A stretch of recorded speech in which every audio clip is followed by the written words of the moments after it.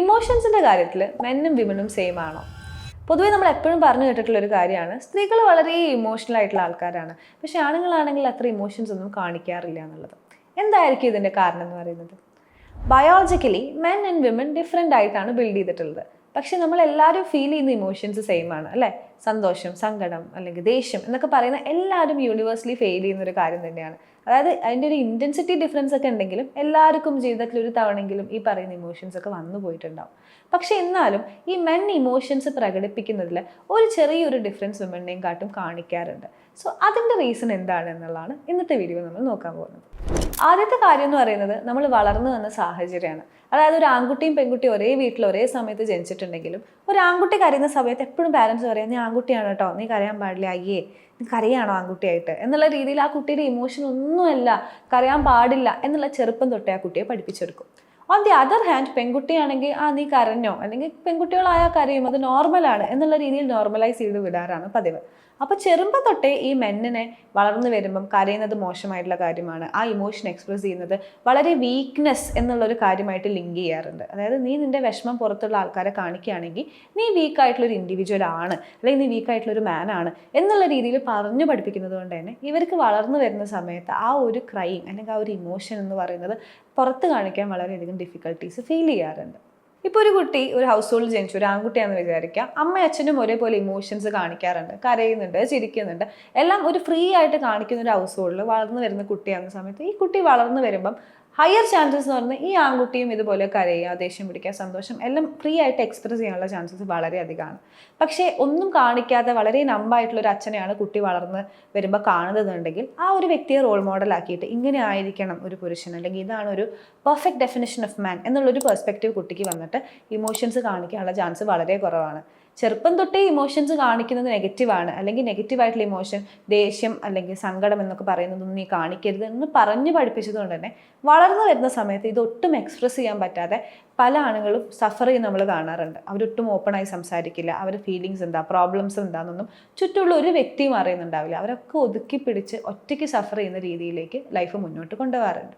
ഇപ്പോൾ സോഷ്യലി വളർന്നു വരുന്ന സമയത്ത് ആൺകുട്ടികൾ ഇമോഷൻസ് എക്സ്പ്രസ് ചെയ്യുന്ന വ്യക്തികളാണെങ്കിൽ തന്നെ ഇപ്പോൾ ചെറുപ്പം തൊട്ട് അവരത് പഠിച്ചു വന്നിട്ടുണ്ട്. ഓക്കെ, എൻ്റെ ഇമോഷൻസ് എനിക്ക് എക്സ്പ്രസ് ചെയ്യാം, എനിക്ക് കരയാം, ചിരിക്കാം എന്നൊക്കെയുള്ള വളരെയധികം രീതിയിൽ എക്സ്പ്രസ് ചെയ്യുന്ന വ്യക്തിയാണെങ്കിൽ തന്നെ നെഗറ്റീവ് ഇമോഷൻസ് എന്ന് പൊതുവേ സൊസൈറ്റി പറയുന്ന ആണുങ്ങളോട് കരച്ചിൽ അല്ലെങ്കിൽ സാഡ്നെസ് എന്നൊക്കെ പറയുന്ന കാണിക്കുന്ന സമയത്ത് സോഷ്യലി ഒരു ജെൻഡർ റോൾ ഉണ്ട്. ആണെന്ന് പറയുന്നത് ഭയങ്കര സ്ട്രോങ് ആയിരിക്കണം, എന്തുണ്ടെങ്കിലും ഉള്ളിൽ ഒതുക്കി പിടിച്ച് നടക്കേണ്ട ആൾക്കാരാണ്, ഭൂമി കുലുങ്ങിയാലും അനങ്ങാൻ പാടില്ല എന്നുള്ള രീതിയിൽ ഒരുപാട് തെറ്റിദ്ധാരണകൾ ഉള്ളതുകൊണ്ട് തന്നെ ഇവർ ചിലപ്പം വളർന്നു വരുന്ന സമയത്ത് ചെറുപ്പത്തിൽ കാണിച്ചിരുന്ന ആ ഒരു ഓപ്പൺനെസ് ടു ഇമോഷൻസ് എക്സ്പ്രഷൻ അതൊക്കെ നഷ്ടപ്പെടാനുള്ള ചാൻസസ് കൂടുതലാണ്.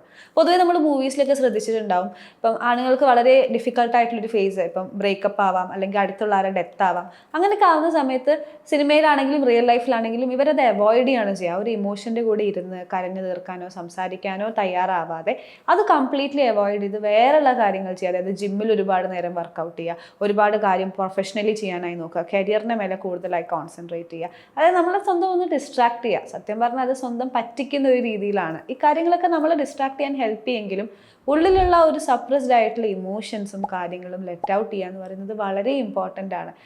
ഈ കാര്യങ്ങൾ നമ്മളെ ഹെൽപ്പ് ചെയ്യും, നമ്മളെ ഡൈവേർട്ട് ചെയ്യാൻ ഹെൽപ്പ് ചെയ്യുമെങ്കിലും അതിൻ്റെ കൂടെ തന്നെ ഇമോഷണലി എക്സ്പ്രസ് ചെയ്യുക, വെൻറ്റ് ഔട്ട് ചെയ്യുക എന്ന് പറയുന്നത് വളരെ ഇമ്പോർട്ടൻ്റ് ആയിട്ടുള്ള കാര്യമാണ്.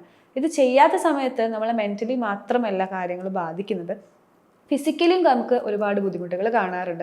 പൊതുവെ എത്ര ഉറങ്ങിയാലും ഉറക്കം ശരിയാവാത്ത പോലെ, ഭയങ്കര ക്ഷീണമാണ് എപ്പോൾ എണീക്കുമ്പോൾ, ഒന്നിനും ഒരു എനർജി ഇല്ലാത്ത പോലെ, അതുപോലെ തന്നെ മസിൽ ടെൻഷൻസ്, ഫെറ്റീക്ക്, സ്ലീപ്ലെസ്നെസ്, ഡയറ്റിൻ്റെ ഇഷ്യൂസ്, ഇങ്ങനെ പല ഇഷ്യൂസും നമ്മൾ കാണാറുണ്ട്.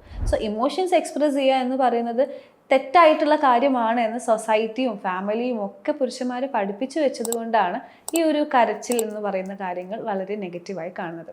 പക്ഷെ സ്ത്രീകളെ കേസ് എടുക്കുകയാണെങ്കിൽ സ്ത്രീകൾ കരയുന്നത് വളരെ നോർമലാണ്. നിങ്ങൾക്ക് എന്ത് വിഷമം ഉണ്ടെങ്കിൽ നിങ്ങളുടെ ഫ്രണ്ട്സിനോട് തുറന്ന് പറയാം, വീട്ടിൽ പറയാം എന്നുള്ളൊരു ഓപ്പൺനെസ് അല്ലെങ്കിൽ ആ ഒരു പെർമിഷൻ നമ്മൾ ചെറുപ്പം തൊട്ടേ അവർക്ക് കൊടുക്കുന്നതുകൊണ്ട് തന്നെ അവർ ഇമോഷണലി വളരെ ഓപ്പൺ ആയിട്ടുള്ള ഇൻഡിവിജ്വൽ ആയിരിക്കും. ഒരു സ്ത്രീ കരയാന്ന് പറയുമ്പോൾ അത് നോർമൽ ആയിട്ടുള്ള കാര്യമാണ്, പക്ഷെ ഒരു ആണ് കരയുമ്പോൾ അത് ഭയങ്കര വലിയ കാര്യമായി നമ്മൾ കാണുന്നതായി കണ്ടിട്ടുണ്ട്.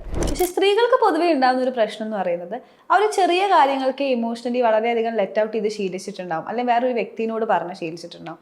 അപ്പോൾ ഒരു ഇമോഷണലി ഭയങ്കര ഡിപ്പെൻഡൻ്റ് ആവാനുള്ള ചാൻസസ് കൂടുതലായി കാണാറുണ്ട്. അപ്പോൾ ചില ഇമോഷൻസ് നമുക്ക് ലൈഫിൽ ഉണ്ടാവാം, ചെറിയ കാര്യമായിരിക്കാം, നമുക്ക് സ്വന്തം തന്നെ ഡീൽ ചെയ്യാൻ പറ്റുന്ന കാര്യങ്ങളുണ്ടാവും. ആ കാര്യങ്ങൾ സ്വന്തം ഡീൽ ചെയ്യുക എന്ന് പറയുന്നത് നമ്മളുടെ ഒരു ഇമോഷണൽ ഓട്ടോണോമിനെ ഫോസ്റ്റർ ചെയ്യുന്ന കാര്യമാണ്.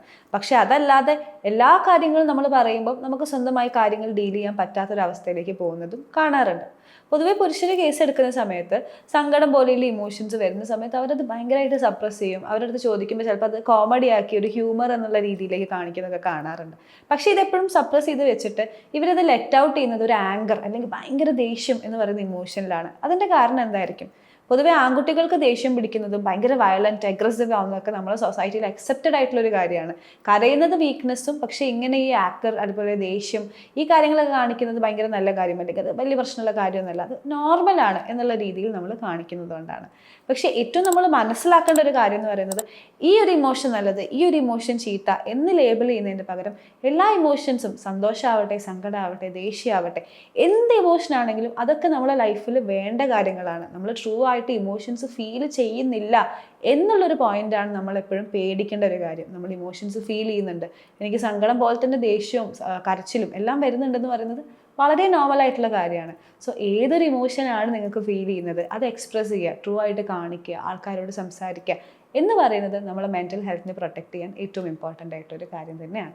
നിങ്ങൾക്കൊരു ഇൻറ്റൻസ് ആയിട്ടുള്ള ഇമോഷൻ വരുന്ന സമയത്ത് നിങ്ങളത് എങ്ങനെയാണ് എക്സ്പ്രസ് ചെയ്യാറ്? അത് എക്സ്പ്രസ് ചെയ്യാൻ നിങ്ങൾക്ക് ബുദ്ധിമുട്ട് ഫീൽ ചെയ്യാറുണ്ടോ? Do let us know in the comments. ഈ വീഡിയോ ഇഷ്ടപ്പെട്ടിട്ടുണ്ടെങ്കിൽ ലൈക്ക് ചെയ്യുക. ഈ വീഡിയോ ആവശ്യപ്പെടും എന്ന് തോന്നുന്നൊരു ഫ്രണ്ടിന് ഷെയർ ചെയ്യുക. അതുപോലെ ഇതുപോലെ ഇൻട്രസ്റ്റിംഗ് ആയിട്ടുള്ള മെൻ്റൽ ഹെൽത്ത് കോണ്ടന്റിന് സബ്സ്ക്രൈബ് ടു അവർ പേജ്. അപ്പോൾ അടുത്ത വീഡിയോയിൽ കാണുന്നവരെ ബൈ ബൈ.